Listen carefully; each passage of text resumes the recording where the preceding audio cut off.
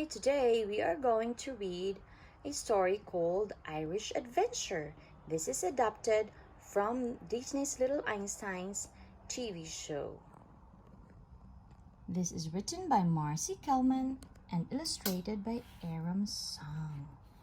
First, let's meet the Little Einsteins team. Leo is 6 years old and loves to conduct. He uses his magical baton to lead the Little Einsteins and Rocket, the incredible transforming ship, on their exciting missions. June is the elegant 6-year-old ballerina, loves to dance and lead the team on physical challenges. She is very organized, loves to make plans, and enjoys teaching her friends new vocabulary words. Annie is Leo's 4-year-old sister. Although she's the youngest on the team, she's the most adventurous. Annie loves animals and learning about nature, but singing is her very favorite thing to do. Quincy is 5 years old, and he's a talented musician who can play almost any instrument, although the trumpet is his very favorite. He's brave, always on the go, and loves to make his friends laugh. Let's start reading the book. "Oh, June!" Annie exclaimed as she entered the Little Einsteins clubhouse. "What a beautiful Irish dress you're wearing! Are you practicing your jig?" "Yes, I'm getting ready for the big step dancing festival this weekend in Ireland. Rocket's friend Irish Harp will be playing for all the dancers." June beamed. "I can't wait." Just then, Leo raced into the clubhouse. "Hey guys, Rocket's antenna just lit up. He's receiving a signal. Come on." June and Annie followed Leo outside to find Rocket. Quincy greeted them as they climbed aboard. "Hi guys, check out the screen on the look and listen scope. Irish Harp is trying to send Rocket a message," Quincy said. Annie looked concerned. "Oh dear, Irish Harp is missing 2 of his strings." "Poor guy, he can't play his beautiful music at the festival without them," June said. "But who took his strings?" "How many strings should Irish Harp have?" "Yes, he should have 12 strings, but right now he only has 10 strings." Suddenly, a picture of a strange little man in a green suit appeared on the screen. "I cannot believe it!" shouted Quincy. "It's a leprechaun! He must have something to do with Irish Harp's missing strings." "We've got to get to Ireland and help Irish Harp get his strings back," said Annie. June was puzzled. I haven't read a lot about leprechauns, so I'm not sure why he'd steal the strings. What could he be using them for?" "Well, before we fly to Ireland, we really need to learn more about leprechauns," reasoned Leo. "Can you think of a place the team could go to learn more about leprechauns?" "Yes, you guessed it, the library." The team headed to the New York Public Library to find out more about leprechauns. June tracked down a book about Irish folk tales and legends and read aloud to the team. "Leprechauns are elves who are known to be quite sneaky. They like to steal things such as coins and gold, and they hide their treasures at the end of rainbows." "But why would a leprechaun want to steal strings from Irish Harp?" asked Annie. "It's not as though they're made of gold." June kept reading. "Oh, here's something I didn't know. All leprechauns are shoemakers." Leo thought a bit. Maybe he wanted to use the strings as shoelaces for a pair of shoes he was making. "That's it," said June. "Musical shoelaces for magical dancing shoes. I bet he's making them for one of the fairies in the step dancing contest." "Great thinking, June," cheered Annie.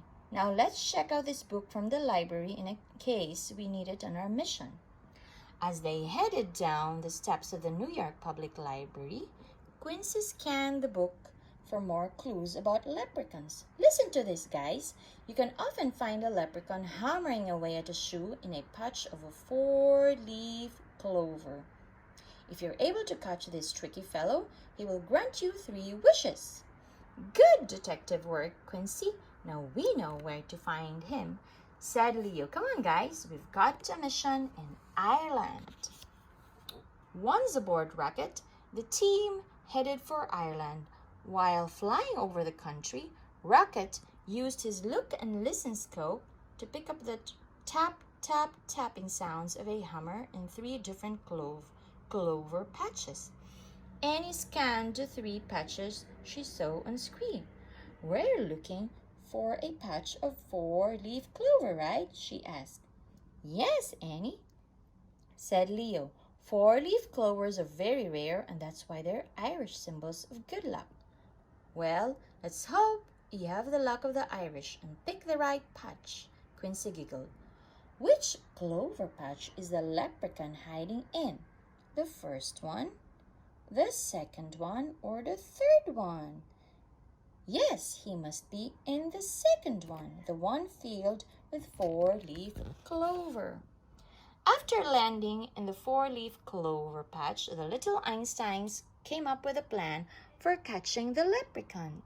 Using some chocolate gold coins that Annie found aboard the rocket, the team scattered the gold along a pathway and waited for the greedy leprechaun to collect his treasure. Sure enough, the plan worked. As the leprechaun bent down to pick up the coins, Rocket dropped a net over him. We tricked him with chocolate. Now that's what I call fool's gold, joked Quincy. Yikes! Who goes there? The leprechaun asked nervously. Don't worry, Mr. Leprechaun, Annie said sweetly. We won't hurt you. We just need your help. The leprechaun grumbled. Arg! Now that you caught me, I suppose I must grant you your 3 wishes. Well, Mr. Leprechaun, Leo began as he helped the leprechaun out of the net. Our friend Irish Harp is missing 2 of his strings, and we think you may know where they are. The leprechaun looked down in shame. Aye, it's true. I used his 2 harp strings as shoelaces for a pair of my finest fairy dancing shoes. Then our first wish is to know where we can find those shoes, said June. The leprechaun promised to grant the team their wish if they could answer his limerick riddle. The answer's up high in the air. To solve the riddle, use great care. Find 7 colors quite bold, bending toward a pot of gold, and you'll find shoes a magical pair. Did this limerick give you any clues about where the dancing shoes are? Yes, you guessed it, at the end of a rainbow. Rocket zoomed the Little Einsteins and the leprechaun to the rainbow's end, where they found the magical dancing shoes sitting next to a pot of gold. Oh, I worked so hard on these shoes, cried the leprechaun. Yes, but you can't go around stealing things from people to make your shoes. It's just not right, Annie scolded. It's true. I should never have done it, sobbed the leprechaun. But what shall I do for laces? June had an idea. She took 2 golden ribbons from around her waist. Here you go, Mr. Leprechaun. I've always felt magical while dancing in my favorite step dancing dress, so maybe these ribbons will bring some musical magic to your dancing shoes. The leprechaun was touched by June's kind gesture. Why, I don't know what to say. No one's ever given me a treasure. I've always stolen them. Thank you kindly, dear June. When the leprechaun finished lacing his shoes with the ribbons, he handed Irish Harp's strings to Leo. Here you go, lad. Thanks. This will come in handy for our next wish, repairing Irish Harp in time for the big step dancing festival at Kilkenny Castle. Come on, there's no time to lose.